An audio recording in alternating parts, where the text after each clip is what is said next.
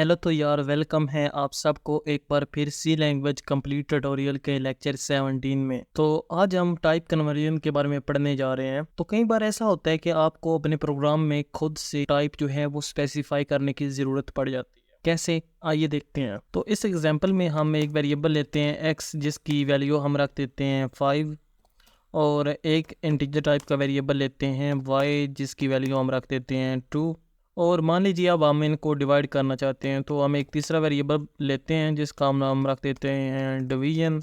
इसमें जो वैल्यू होगी वो इन दोनों को डिवाइड करके हम स्टोर करवा रहे होंगे। तो हम 5 डिवाइड बाई 2 करेंगे और अब हम इसका रिजल्ट ज़रा प्रिंट आउट करवा कर देखते हैं। तो यहाँ पर हमारे पास आ गया %d।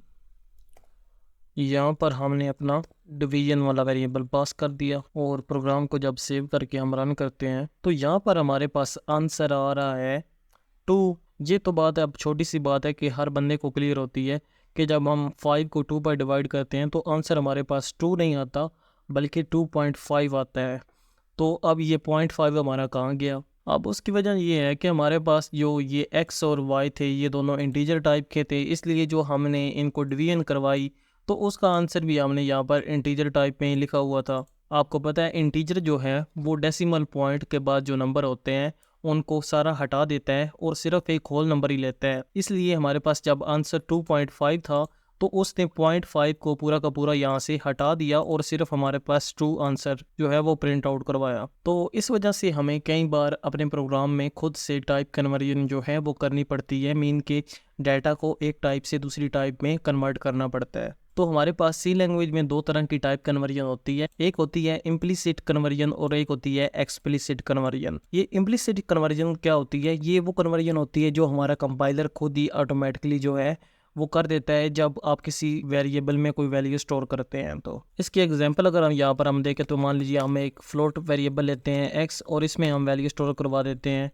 सिर्फ 9। तो 9 तो यहाँ पर हमारे पास एक इंटीजर है, लेकिन जैसे ही हमने इसे फ्लोट में सेव करवाया तो हमारे कंपाइलर ने इसे खुद ही कन्वर्ट कर दिया फ्लोट में।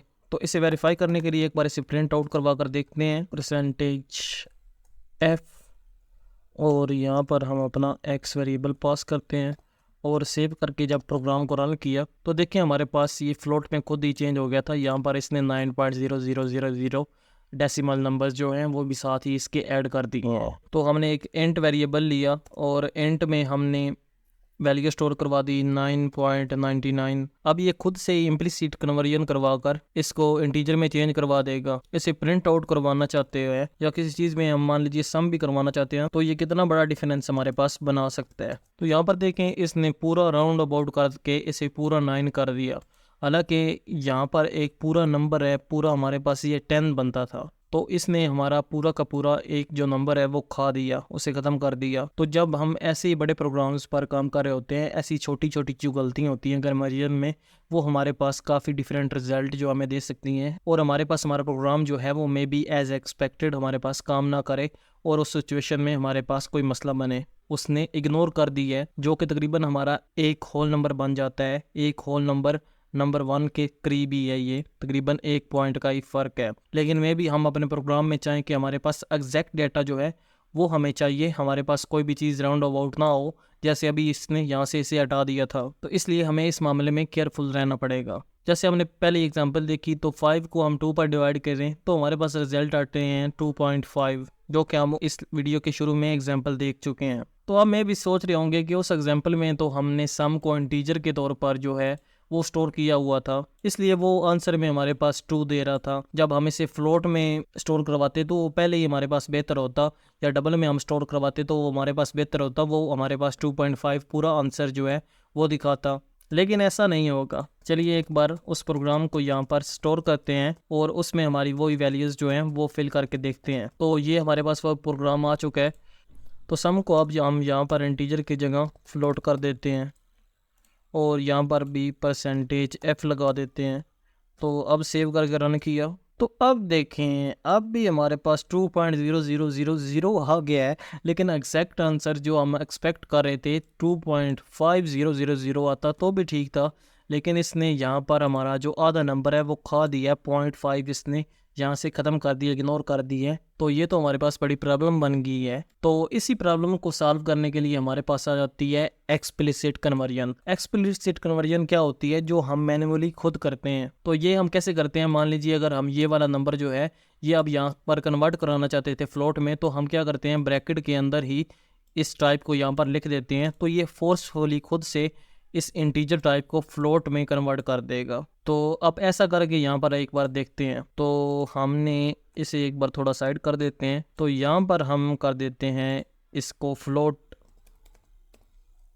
सॉरी यहाँ पर हमने लिखना था इसे ब्रैकेट्स के अंदर, तो हम यहाँ पर ब्रैकेट्स के अंदर कर देते हैं फ्लोट।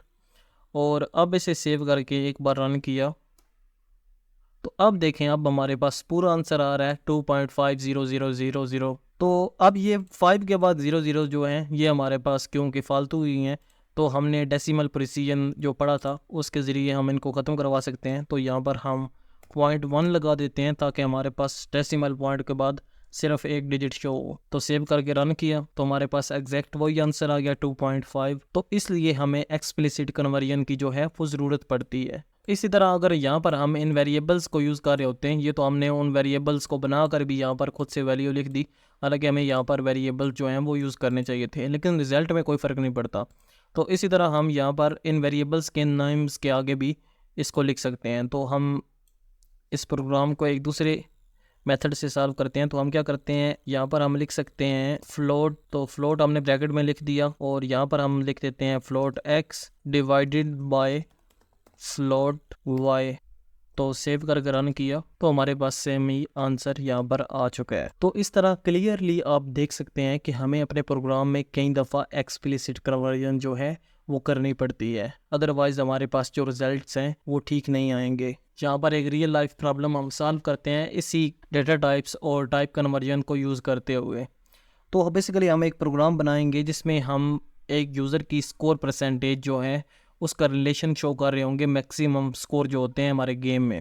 तो ये हमारे पास प्रोग्राम बेसिकली क्या कर रहा होगा कि हमारे पास एक गेम है जिसमें हमारे पास मैक्सिमम स्कोर होंगे 500। हमारे पास मान लीजिए यूज़र जो है वो उसमें से स्कोर जो रहता है, मान लीजिए 423 जो है वो यूज़र स्कोर्स हिट करता है। तो अब हमने यूज़र के स्कोर्स की परसेंटेज जो है वो कैलकुलेट करनी है as compare to maximum scores. इस एग्जांपल को यहाँ पर अपने प्रोग्राम में लिख कर भी देख लेते हैं। तो यहाँ पर हमारे पास मैक्सिमम स्कोर का एक वेरिएबल बना लेते हैं इंटीजर टाइप में। तो हमारे पास max score is equal to, तो हमारे पास यूज़र के जो स्कोर हो गए वो हो गए 423। तो अब हम इसकी परसेंटेज जो है वो कैलकुलेट करेंगे।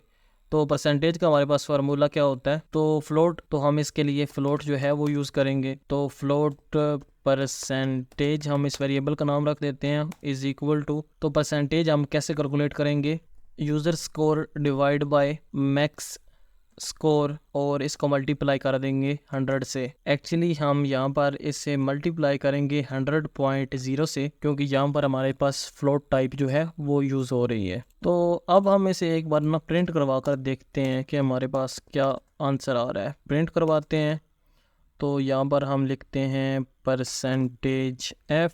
एक्चुअली हम परसेंटेज 2f लिखते हैं ताकि हमारे पास डेसिमल पॉइंट के बाद सिर्फ जो है वो 2 डिजिट ही आए। डबल कोट्स लगाना मैं भूल गया था तो मैं अब लगा लेता हूँ। परसेंटेज वाला जो वेरिएबल है वो पास कर देते हैं और प्रोग्राम को जब सेव करके रन करते हैं तो देखिए हमारे पास क्या परसेंटेज आ रही है 00। तो ये तो मामला ख़राब हो गया। तो यहाँ पर हम ना स्ट्रिंग में मेंशन भी कर देते हैं यूज़र्स परसेंटेज इज़। तो अब हमारे पास देखें यहाँ पर आंसर तो 0.00 आया है, जो कि क्लियरली हमारे पास एक रॉन्ग आंसर है। तो हमने क्या गलती की है, हमने गलती ये की है कि हमारे पास ये जो मैक्स स्कोर और यूज़र स्कोर थे जो हमने यहाँ पर फ्लोट वेरिएबल में अगेन यूज़ किए हैं, तो ये तो हमारे पास पहले थे इंटीजर टाइप में। तो अब हमें क्या करना होगा, हमें इस सारे के सारे आंसर को कन्वर्ट करना होगा फ्लोट टाइप में। तो हम इसे यहाँ पर सिंपली एक ब्रैकेट में लिख देते हैं फ्लोट।